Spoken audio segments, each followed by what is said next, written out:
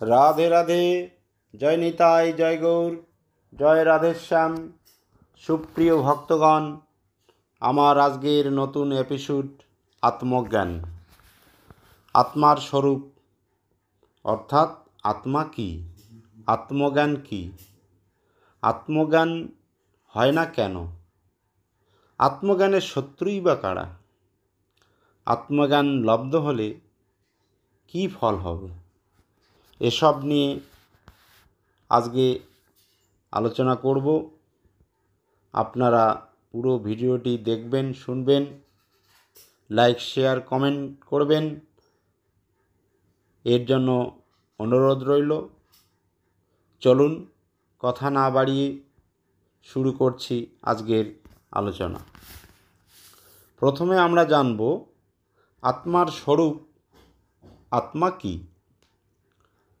গীতায় ভগবান শ্রীকৃষ্ণ বলছেন, অবিনাশী তু তদ্বিদ্ধি ইয়ান সর্বমিদং ততম বিনাশম অব্যয়স্য অশ্ব ন কশ্চিৎ কর্তুম অহর্তি।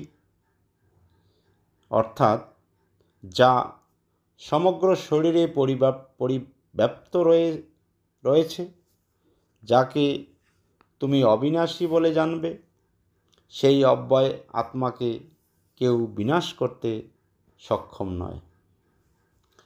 এই আত্মার প্রকৃত স্বরূপ সারা দেহ জুড়ে বিস্তৃত, সেটি হচ্ছে চেতনা। তাহলে আত্মার আয়তন কতটুকু?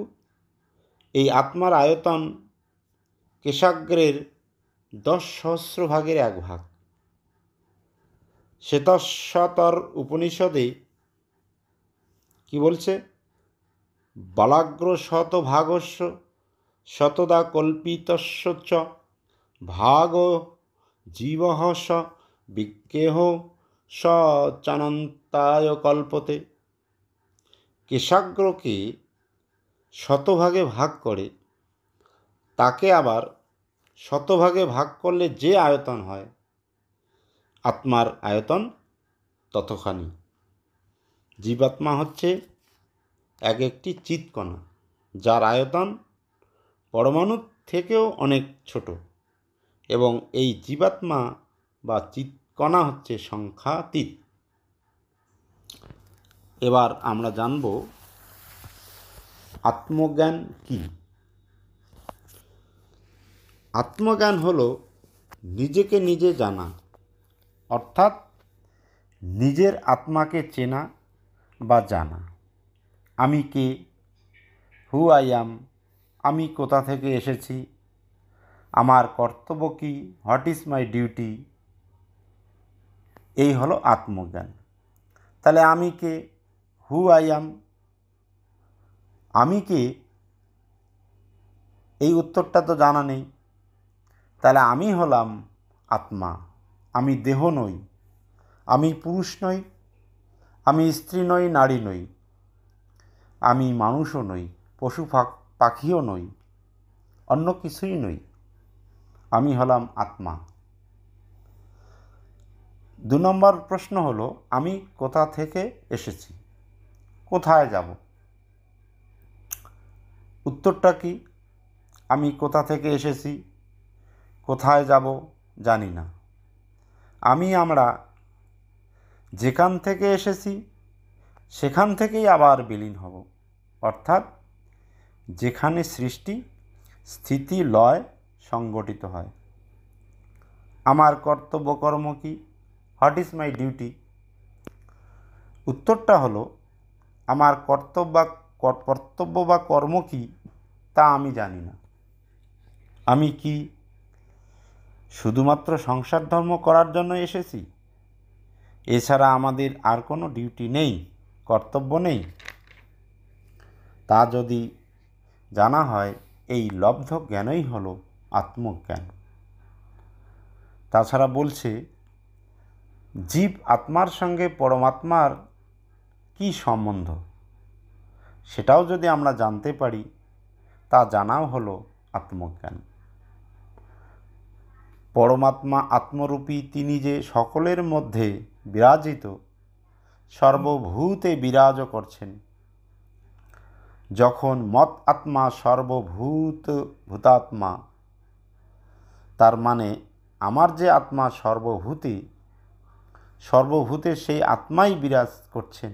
অর্থাৎ এই একই আত্মা, এই পরমাত্মাই আমার তোমার সকলের মধ্যে বিরাজমান, সেই আত্মাই বিরাজ করছে। যখন এটিকে দর্শন করতে পারব, তাকেই বলা হবে আত্মজ্ঞান। অর্থাৎ আমি জানতে পারলাম আমি কি, এই পৃথিবীতে আমার আসার হেতু কি, এটা জানলেই আমি জ্ঞানী হলাম, আমার সকল সংশয় দূরীভূত হলো। আত্মজ্ঞান জানতে তাহলে আত্মজ্ঞানী হতে হবে। তাহলে কিভাবে আত্মজ্ঞানী হব? গীতা পড়তে হবে, বেদ ও উপনিষদ জানতে হবে, তবেই আমি আত্মজ্ঞান লাভ করতে পারব। ভগবান গীতায় বলেছেন, আবৃতম জ্ঞানম এতেন জ্ঞানিন নিত্যবৈরিণা কামরূপেণ কৌন্তেয় দুষ্পুরেণ আনলেন চ। ব্যাখ্যা: কামরূপী চিরশত্রুর দ্বারা জীবের শুদ্ধ চেতনা আবৃত হয়। এই কাম হচ্ছে দুর্বারিত অগ্নির মতো, চির অতৃপ্ত। যেমন আগুনে ঘি ঢাললে আগুন নেভানো যায় না, তেমনি কাম উপভোগের দ্বারা কামের নিবৃত্তি হয় না, চির অতৃপ্ত থাকে। তাহলে আমাদের আত্মজ্ঞান হয় না কেন? এই আত্মজ্ঞানের শত্রু কারা? এই শত্রুরা আমাদের আত্মজ্ঞান লব্ধ করতে দেয় না। তাহলে এই শত্রু কারা? মানুষ হলেন শ্রেষ্ঠ জীব, তাই সকল মানুষের আত্মজ্ঞান থাকা আবশ্যক। তবে আত্মজ্ঞান জন্মাবে কিভাবে? এর পিছনে তো অনেক শত্রু রয়েছে, শত্রু রয়েছে। তাই মহাজন বলছে, মানুষ হইয়া আত্মজ্ঞান নাহি রয়, নর পশু বলি তারে সকলেই কয়। তার মানে মানুষ হয়ে এসেছি, যদি আত্মজ্ঞান না থাকে, মানুষ হইয়াও মানুষ নয়। মানুষের মতো রূপ হলেও সে পশুতুল্য, অর্থাৎ নরপশু। তাহলে এই নরপশু, তাহলে কিভাবে আত্মজ্ঞান হবে? আত্মজ্ঞানের শত্রু কারা? কেন হচ্ছে না আত্মজ্ঞান? এর শত্রু কতজন? আত্মজ্ঞান আমরা উপলব্ধি করতে পারি না, প্রতি পদে পদে শত্রু রয়েছে। এই শত্রুর সংখ্যা হচ্ছে 20টি। এই 20টি শত্রু আমাদের আত্মজ্ঞান লাভ করতে দেয় না। তাহলে 20টি শত্রু কারা কারা? 5টি অহংকার, যেমন রূপ, যৌবন, অর্থ, জাতি, বিদ্যা, যশ। এই 5টি হলো অহংকার। অষ্টপাশ, এছাড়া 8টি পাশ রয়েছে। কীরকম? লজ্জা, ঘৃণা, ভয়, কুল, শীল, জাতি, জিগুপ্সা আর অসূয়া। এই 8টি পাশ, এই অষ্টপাশে আমাদের বেঁধে রেখেছে, যার ফলে আমাদের আত্মজ্ঞান হয় না। এবার 6টি রিপু, ষড়রিপু: কাম, ক্রোধ, লোভ, মোহ, মদ, মাৎসর্য। এই ষড়রিপু, কাম, ক্রোধ, লোভ, এই ষড়রিপু, এই 6টি রিপু আমাদের আত্মজ্ঞান লাভে বিরোধিতা করে, অর্থাৎ আমরা আত্মজ্ঞান লাভ করতে পারি না। এরা হচ্ছে শত্রু। তাহলে সবে মিলে হলো 19।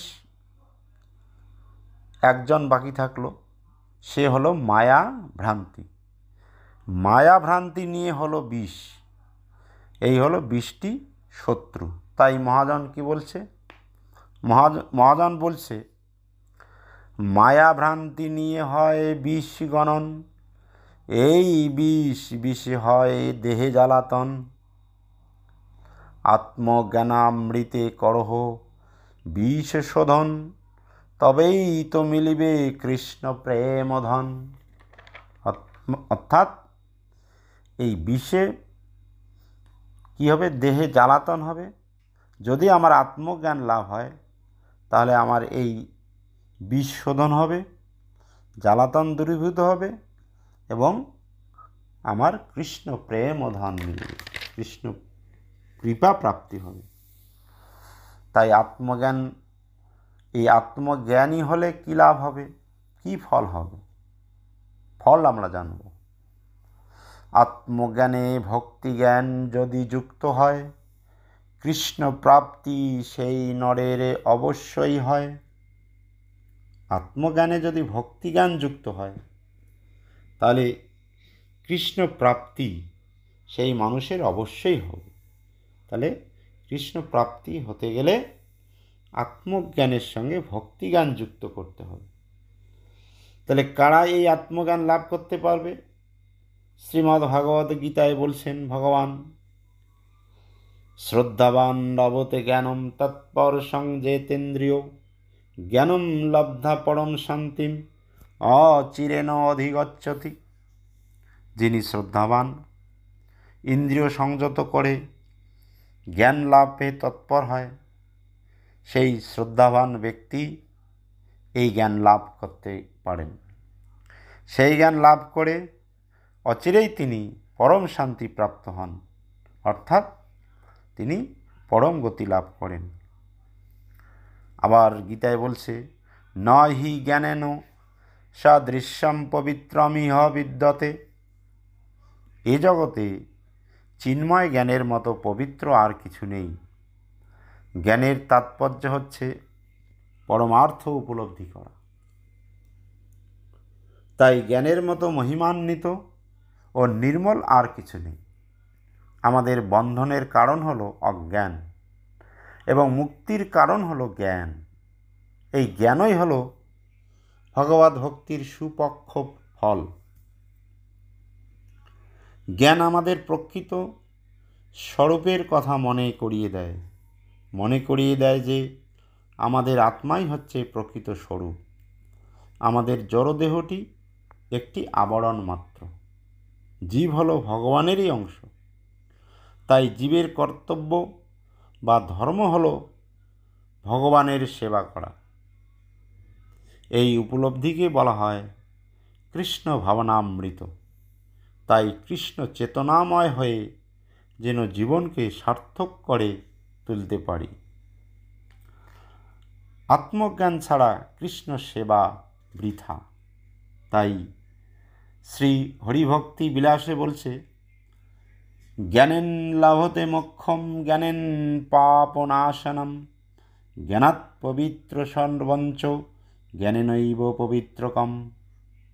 জ্ঞান লাভে পাপ নাশ হয়, জ্ঞান লাভে মোক্ষ অর্থাৎ মুক্তি লাভ হয়। জ্ঞান হলো পবিত্র নির্মল, জ্ঞানের চেয়ে পবিত্র আর কিছু নেই। তাই শ্রীল কবিরাজ গোস্বামী বলেছেন, আত্মেন্দ্রিয় প্রীতিবাঞ্ছা তারে বলি কাম, কৃষ্ণেন্দ্রিয় প্রীতিবাঞ্ছা ধরে প্রেম নাম। জয় জয় নিতাই গৌর সীতানাথ প্রেমানন্দে, হরি বল জয় জয় রাধা গোবিন্দ প্রেমানন্দে, বলো হরি বল জয় জয় সর্বসাধু গুরু বৈষ্ণব প্রেমানন্দে, হরি বল।